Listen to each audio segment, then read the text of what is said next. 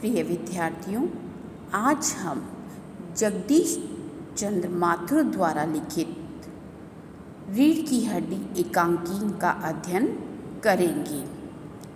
एकांकी का अध्ययन करने से पहले हम जगदीश चंद्र माथुर के बारे में कुछ जानकारी हासिल करते हैं। जगदीश चंद्र माथुर का जन्म 16 जुलाई 1917 को खुर्जा बुलंदशहर उत्तर प्रदेश में हुआ था। उन्होंने प्रयाग विश्वविद्यालय से एमए की उपाधि प्राप्त की। सन 1914 में इंडियन सिविल सर्विस में उनका चयन हुआ।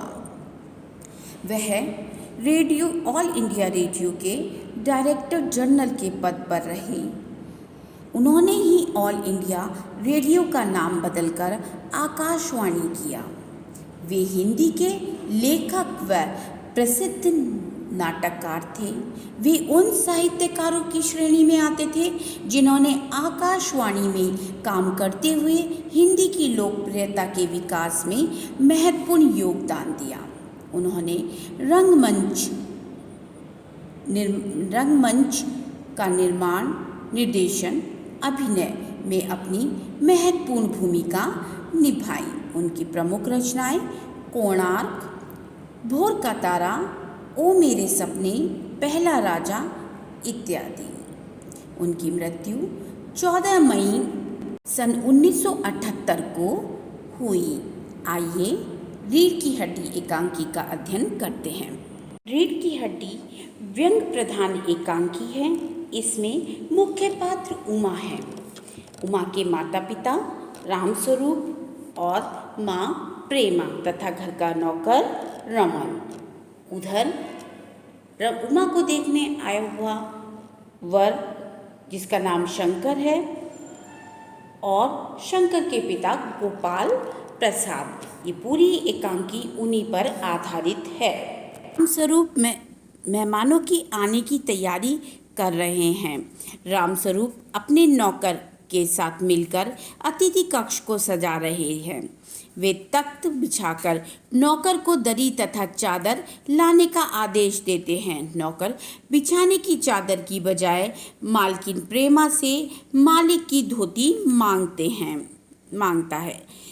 इस पर मालकिन को गुस्सा आ जाता है और वह रामस्वरूप के पास जाकर कहने लगती है कि तुमने सुबेरे से धोती बदल तो ली है, अब बार बार क्यों धोती मांग रहे हो। इस पर रामस्वरूप प्रेमा को बताते हैं कि उसने बिछाने की चादर मंगाई है। प्रेमा नौकर को अलमारी से चादर लाने का आदेश देती है। रामस्वरूप कमरे में हारमोनियम भी रखवाते हैं। तभी प्रेमा बताती है कि उनकी लाडली बेटी उमा तो रूठी हुई है। वह ना तो पाउडर लगाने को तैयार है और ना ही शादी के लिए उत्साहित है। रामस्वरूप पत्नी को कहते हैं कि बेटी को संभालने और समझाने की जिम्मेदारी तुम्हारी है। पत्नी भी अपना पल्ला झाड़ती हुई यह काम अपने पति पर डाल देती है। वे रामस्वरूप से कहती हैं कि आप जाकर अपनी लाडली को समझाएं। उसे इतना पढ़ना लिखना नहीं चाहिए था। मैं तो तुमसे कह ही रही थी कि इसे इतना मत पढ़ाओ। बाबू रामस्वरूप पत्नी को डांटते हुए कहते हैं, तुम्हें समझाया था ना कि उमा की पढ़ाई की बात को हमने छुपाया है। फिर तुम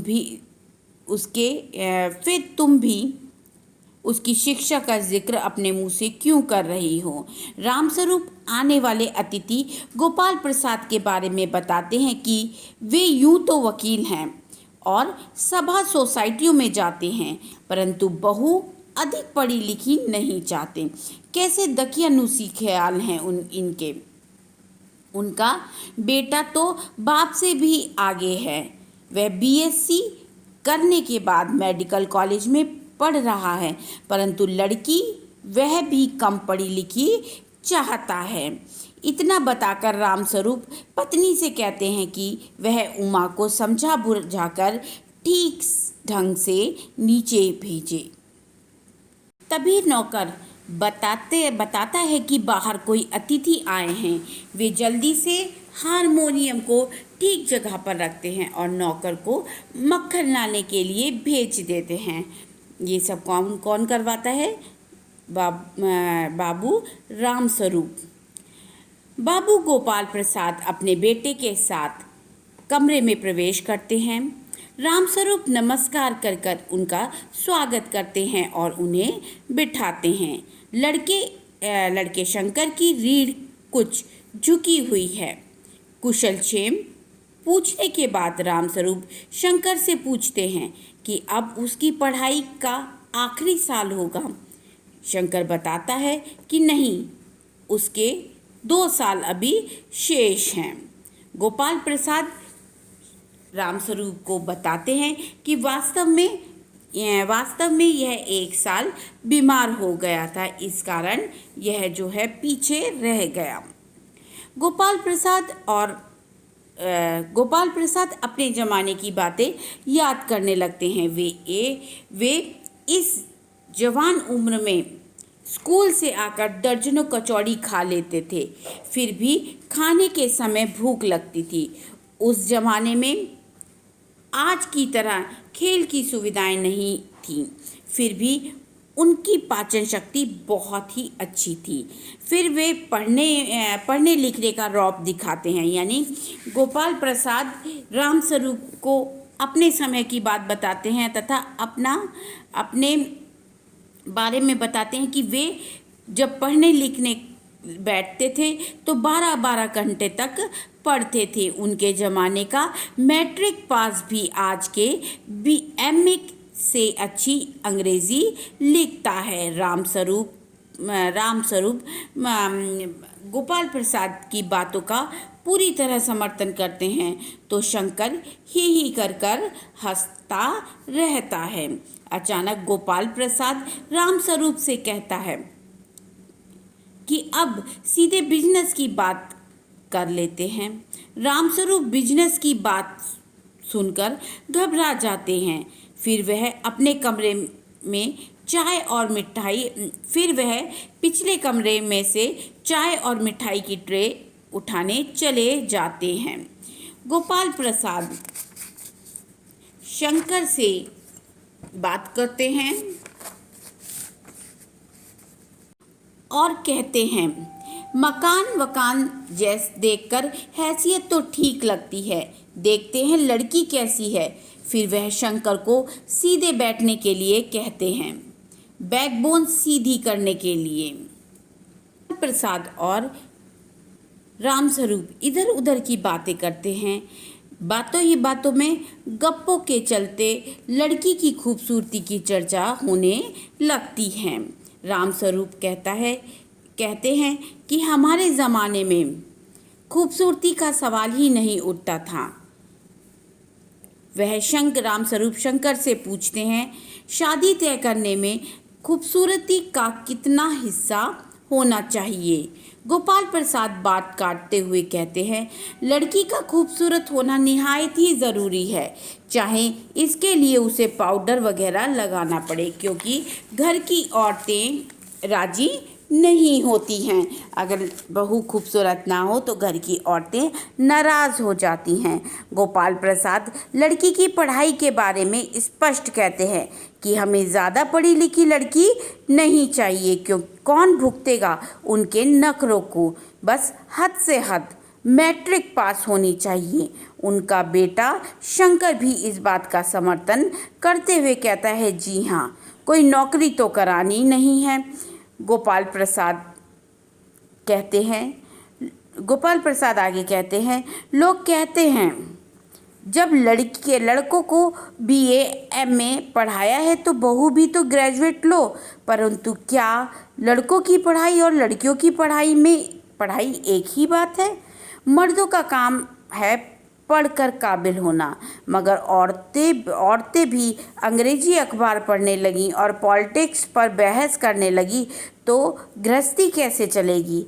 वे तर्क देते हैं, गोपाल प्रसाद तर्क देते हैं, जनाब, मोर के पंख होते हैं मोरनी के नहीं, शेर के बाल होते हैं शेरनी के नहीं। कुछ बातें दुनिया में ऐसी हैं जो सिर्फ मर्दों के लिए हैं और ऊंची तालीम भी उनमें से एक चीज है। गोपाल प्रसाद रामस्वरूप से कहते हैं कि अपनी बेटी को बुलाइए। नाश्ता समाप्त होने के बाद रामस्वरूप पान मंगवाते हैं। उनकी बेटी उमा पान की तश्तरी लेकर वहां आती है। उसके कपड़े सादे हैं, गर्दन झुकी हुई है और आंखों पर चश्मा है। चश्मा देखते ही गोपाल प्रसाद और शंकर चौंक पड़ते हैं। रामस्वरूप उन्हें देखते ही समझ जाते हैं और अपनी सफाई पेश करते हैं। पिछले महीने इसकी आंखें दुखनी आ गई थीं, इसलिए कुछ दिन के लिए चश्मा लगाना पड़ेगा। रामस्वरूप के कहने पर उमा हारमोनियम के पास बैठ जाती है। गोपाल प्रसाद को उमा की चाल ढाल और चेहरा पसंद आता है। वे उमा से कुछ गाने के लिए कहते हैं। उमा मीरा का भजन सुनाती है, यानी मीरा के पद सुनाती है। मेरे तो गिरधर गोपाल दूसरा न कोई। उसके स्वर में तल्लीनता और मधुरता है। अचानक उमा की आंखें शंकर की झेपती हुई आंखों से मिल जाती है और वह गाते गाते रुक जाती हैं। गोपाल प्रसाद उमा से पूछते हैं, क्या उसे पेंटिंग वेंटिंग बनानी आती है?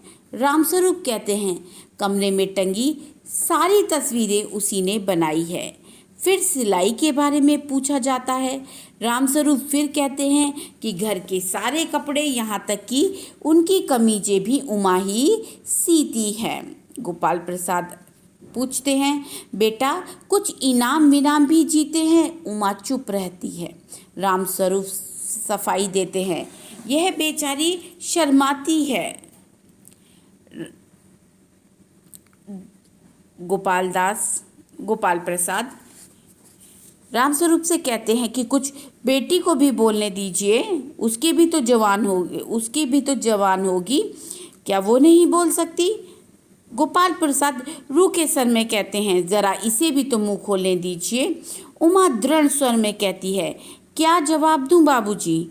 जब कुर्सी मेज बिकती है तो दुकानदार कुर्सी मेज से कुछ नहीं पूछता, सिर्फ खरीदार को दिखला देता है।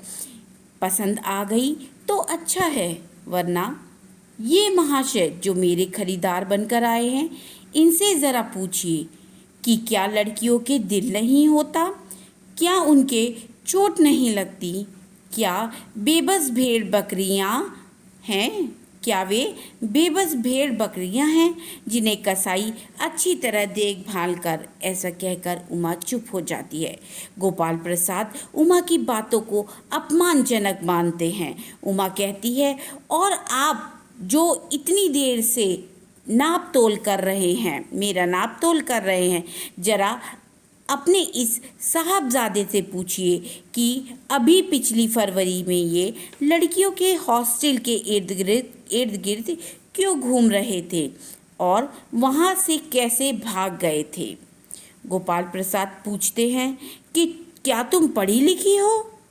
उमा कहती है, हाँ, मैंने बीए पास किया है, कोई चोरी नहीं की, ना ही उनके पुत्र के समान कहीं ताक झाक करी और कायरता दिखाकर वहाँ से भागी हूँ। मुझे अपनी इज्जत और मान का ख्याल है। गोपाल प्रसाद उमा की पढ़ाई के बारे में सुनकर उखड़ जाते हैं। वे इसे सरासर धोखा कहते हैं। बीए पास, उफ, गजब हो गया। झूठ का भी इतना कुछ ठिकाना नहीं है। वे वापस जाने लगते हैं। उमा आखिरी चोट करते हुए कहती है, ज़रूर चले जाइए, लेकिन घर जाकर जरा यह पता लगाइए कि आपके लाडले बेटे के रीढ़ की हड्डी है या नहीं, यानी बैकबोन। गोपाल प्रसाद अपमानित होकर वहाँ से चले जाते हैं और रामस्वरूप दम से सोफे पर बैठ जाते हैं। उमा पिता की यह हालत देखकर उमा रोने लगती है। तभी प्रेमा रसोई घर से बाहर आती है और उमा को रोते देख वो बोलती है, उमा तुम क्यों रो रही हो उमा, तुम क्यों रो रही हो। ये रामस्वरूप जब यह सुनते हैं कि उनकी बेटी रो रही है तो वह तुरंत उठ खड़े होते हैं और उमा के साथ कमरे में चले जाते हैं।